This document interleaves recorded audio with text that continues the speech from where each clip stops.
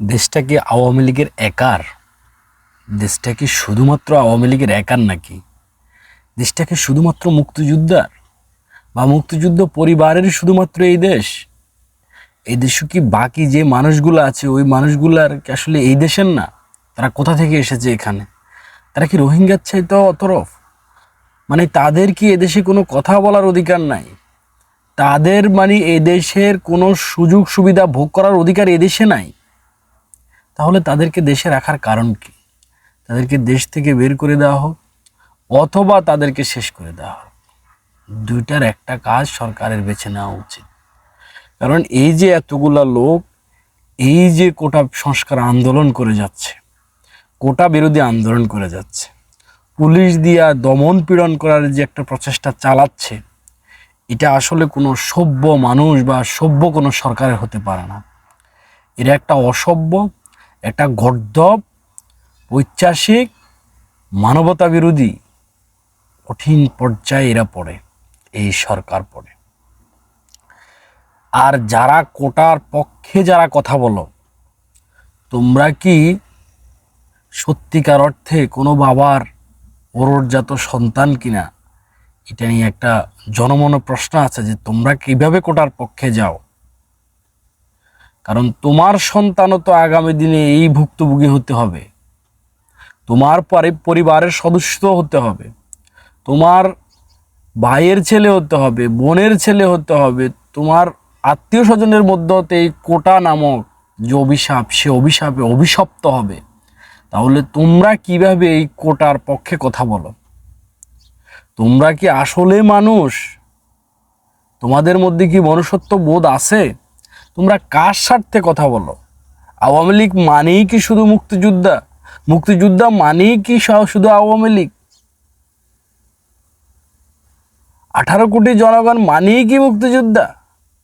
আর 18 কোটি জনগণ মানেই কি মুক্তিযুদ্ধ বিরোধী?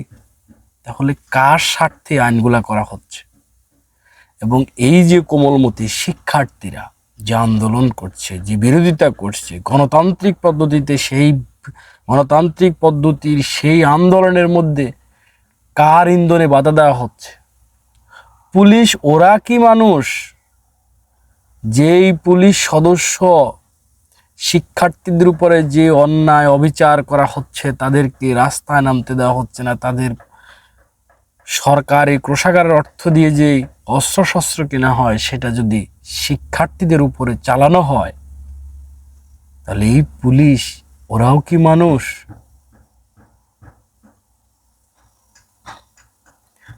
ওরা বলে মেধাবীরা শিক্ষা প্রতিষ্ঠানে ক্লাসে ফিরে যাওয়ার জন্য, পড়াশোনা নিয়ে ব্যস্ত থাকার জন্য।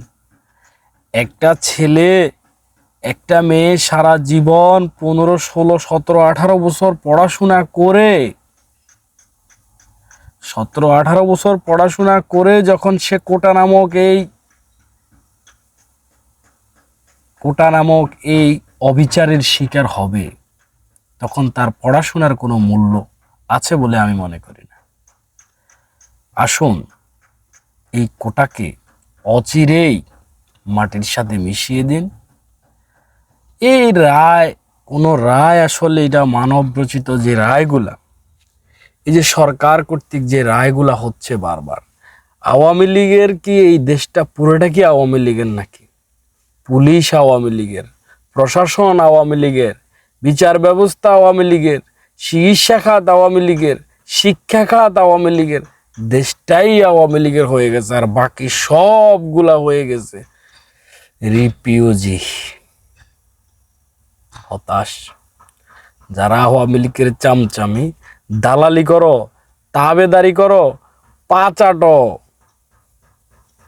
তোমাদেরও অবস্থা ভবিষ্যতে ভয়ানক অবস্থার জন্য তোমাদেরও তাকিয়ে থাকতে হবে। কিচ্ছু করার নাই, কিচ্ছু করার নাই।